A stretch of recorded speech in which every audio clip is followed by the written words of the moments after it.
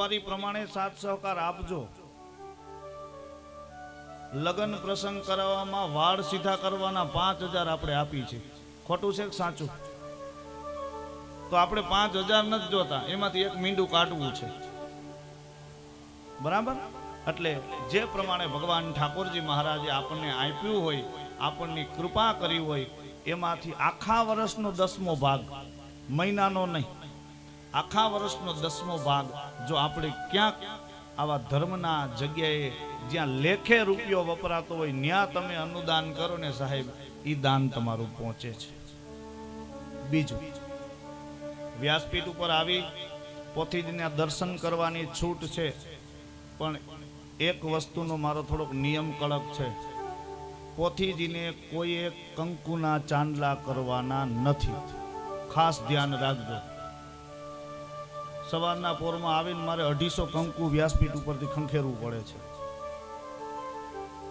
ખાલી દર્શન કરવાના છે. બહુ તમારો વધારે ભાવ હોય તો એને પુષ્પ અર્પણ કરવાનું, કંકુનો ચાંદલો ક્યાંય કરવાનો નથી. અને અદા થાળી હંતાડ દેજો.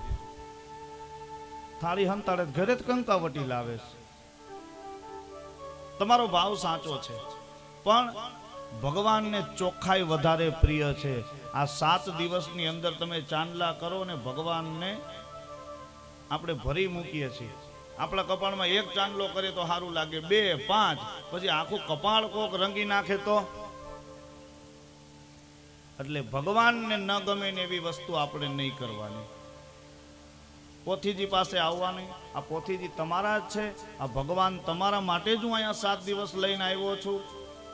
આ 7 દિવસ મારો હક નથી, તમારો જ હક છે. પણ મેં કીધું એવી રીતે ખાલી આપણું માથું અર્પણ કરવાનું છે, ચાંદલા કરવાના નથી. આ ખાસ ધ્યાન રાખજો.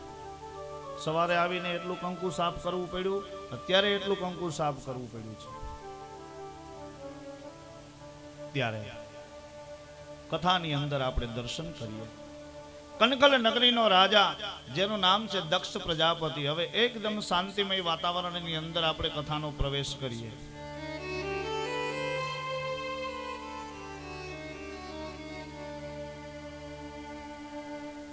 દક્ષ પ્રજાપતિ પોતે પ્રતિજ્ઞા લે છે કે મહાદેવે મારું અપમાન કર્યું, એમાંય મારો જમાય, અને એને મારું અપમાન કર્યું.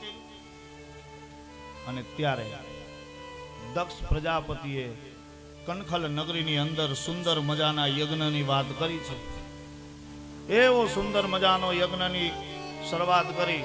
બધાને આમંત્રણ આપ્યું. એક કૈલાસ પર્વત ઉપર મહાદેવને આમંત્રણ નહીં. બધાને આમંત્રણ આપ્યું. એક મહાદેવને ને સતીને આમંત્રણ ન આપ્યું. અને બધાને દક્ષ પ્રજાપતિએ સભાની અંદર બેસાડીને કીધું છે કે બધાને આમંત્રણ આપ્યું છે, એક મહાદેવ અને સતીને જ આમંત્રણ નથી આપ્યું. પણ મને ખબર છે કે મહાદેવ તો કદાચ નહીં આવે, પરંતુ સતી આવશે. અને સતી જો અહીંયા આવે ને ખબરદાર જો કોઈ એને માન મોઢું દીધું છે તો ધડથી મસ્તક જુદું કરી નાખીશ. આવો હુકમ ફરમાવ્યો. ત્યારે દેવતાઓને પત્રિકાઓ આપી, કંકોત્રી આપી, અને દેવતાઓને કંકોત્રીમાં ટાંક મારી હતી કે વાયા કૈલાસ પર્વત થઈને હાલજો. આ બધું આદિકાળથી હાલ્યું આવે છે. એમાં અત્યારે કઈ નવાઈ નથી. આપણને ખબર જ હોય કે સામે સામે ડેલી વાળાને વ્યવહાર નથી, તોય બપોરનો ટાઈમ થાય એટલે આપણે જઈને બાજુવાળાને ડેલી ખખડાવી, હાલો જમવા ન થાવું, મગનભાઈ દીકરાનો વર વિવાહ છે. આપણે મનુષ્ય છીએ ને સાહેબ. ત્યારે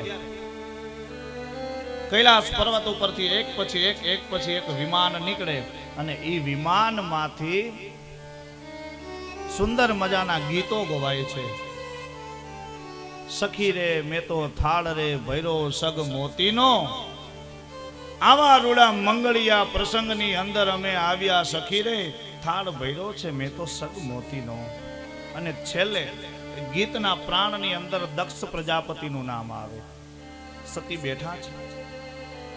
મહાદેવે સતીનો ત્યાગ કર્યો છે.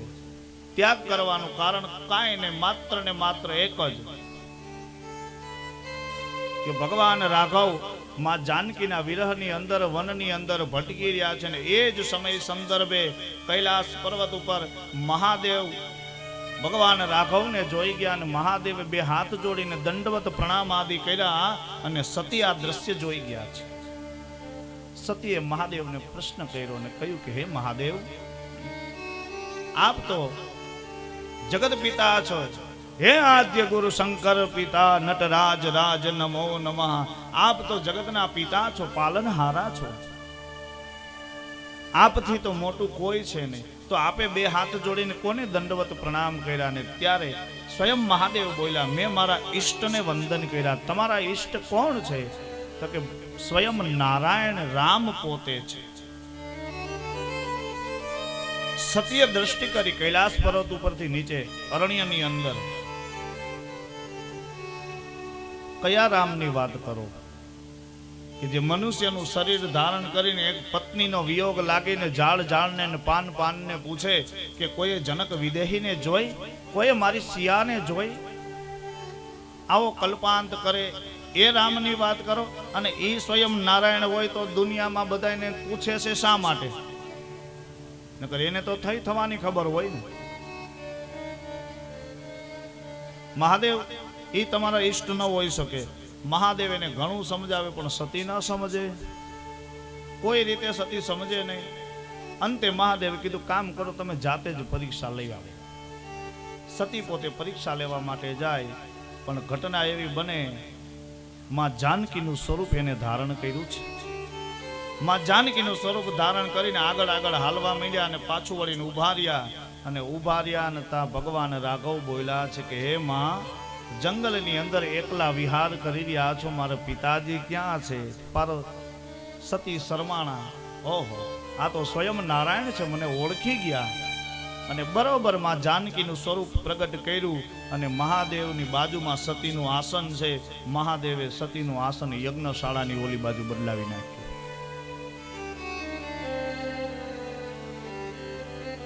યજ્ઞની ઓલી બાજુ આસન સતીનું વયું ગયું. સતી શરમાણા, પાછા આવ્યા.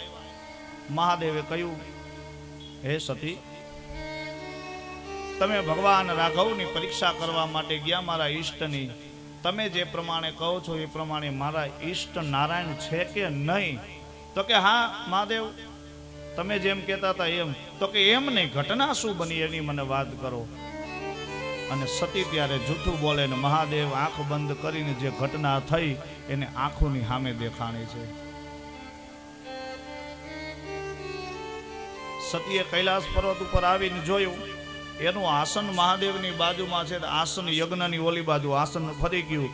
સતીને મનમાં ગ્લાનિ થઈ કે મહાદેવે મનોમન મારો ત્યાગ કર્યો છે. અને સતી મનમાં એવા વિચાર કરે અને મહાદેવને કહે છે, मैं शंकर कहान मानी, હું શંકરનું કયું ન માની એટલા માટે સ્વયં મહાદેવે મારો ત્યાગ કર્યો છે. અને ભૂલ થઈ હોય બોલાય નહીં કાંઈ. અને એ જ વાતચીત હાલે અને એ જ સમય સંદર્ભે આકાશમાંથી વિમાન ઉડ્યું અને એમાં સાહેબ સુંદર મજાના ગીતો ગવાય. એમાં દક્ષ પ્રજાપતિનું નામ આવે છે. સતીએ બે હાથ જોડીને મહાદેવ પાસે વિનંતી કરીને મહાદેવને કહ્યું કે હે મહાદેવ, મારા પિતાની ઘરે કાંઈક માંગલિક પ્રસંગ હોય એવું મને ભાસ થાય છે. કેમ? તો કે આકાશમાંથી બધા દેવતાઓ પોતાના પુષ્પક વિમાન લઈ અને ઉડી રહ્યા છે અને એમાં મારા પિતા દક્ષનું નામ રહી રહ્યા છે. તો મારા પિતાજીના આંગણે કાંઈક મંગલમય પ્રસંગ હોય એવું લાગે. મહાદેવને ખબર. મહાદેવે કહ્યું, સતી, તમારા પિતાજીના આંગણે મંગલમય પ્રસંગ હોય એટલે પેલી કંકોત્રી એની દીકરીઓને લખે. તો આપણે તો કંકોત્રી આવી નથી. દીકરી છે ને સાહેબ, એના પિયરિયાનું ઢાંકે છે. સતી બોલ્યા છે કે નારદ ભેગી મોકલાવી હશે, નારદ બેસે ની આ બપોર ને સુવે ની આ સાંજ ભૂલી ગયા હશે. આ દીકરી છે સાહેબ, નારદ ભેગી મોકલાવી હશે, ઘણું સમજાવે પણ સતી કોઈ રીતે માને નહીં. મહાદેવને તો બધી ખબર છે, તો કે હાલો ને આપણે પ્રસંગે જઈએ. મહાદેવ ના પાડે. કોઈના અંગત પ્રસંગની અંદર આપણને આમંત્રણ ન હોય ને ત્યાં આપણે ન જવું. કોઈનો અંગત પ્રસંગ હોય ને આપણને આમંત્રણ ન હોય ને તો આપણે ન જવું, અને ન જવામાં જ હિત હોય. અને ત્યારે કોઈએ પૂછ્યું કે તો આમંત્રણની જરૂર ન ક્યાં પડે, તો કે ધર્મના કાર્યની અંદર કોઈ દી આમંત્રણની રાહ ન જોવી. એક ગુરુના ગુરુદ્વારે જવામાં કોઈ દિવસ આમંત્રણની રાહ ન જોવી. ત્યાં તો ખબર પડે કે ગુરુ પૂર્ણિમા આવી છે એટલે અગાઉ પહોંચી જ જવાનું ને આમંત્રણની રાહ ન જોવાયની હોય. ધાર્મિક કાર્યો થતા હોય ને આમંત્રણની રાહ ન જોવી. આવી કથાઓ થતી હોય, આવા કીર્તનો થતા હોય, ત્યાં આમંત્રણની રાહ ન જોવી, ત્યાં પહોંચી જવું તમારે. પરંતુ જમાઈનો નિયમ હોય બાપુ. અઠવાડિયામાં 3 દી હાહરાન ઘરે પડ્યો ને પાયથરો હોય. હવે ઓલાન્યા પ્રસંગ આવે ને તે દી ત્રાહો હાલે, તે દી ત્રાહો હાલે. તાર બાપુજી ક્યાં મને રૂબરૂ કંકોત્રી દેવા આવ્યા હતા.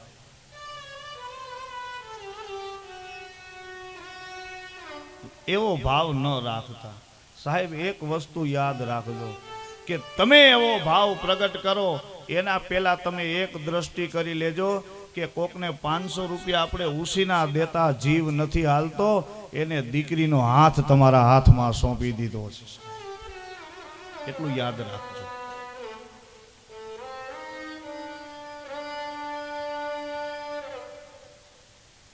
સતી ઘણું કહે છે. અંતે મહાદેવ શૃંગી ભૃંગી નામના 2 ગણોને એની સાથે મોકલે અને કહ્યું કે તમે સતીની સાથે જાઓ. અને અહીંયા દક્ષ પ્રજાપતિએ બધાને કહી દીધું કે કોઈ નહીં આવે પણ સતી આવશે, ને સતીને કોઈ જો માન મોઢું દીધું છે તો એને મૃત્યુનો દંડ આપીશ. આ તો દીકરી છે સાહેબ.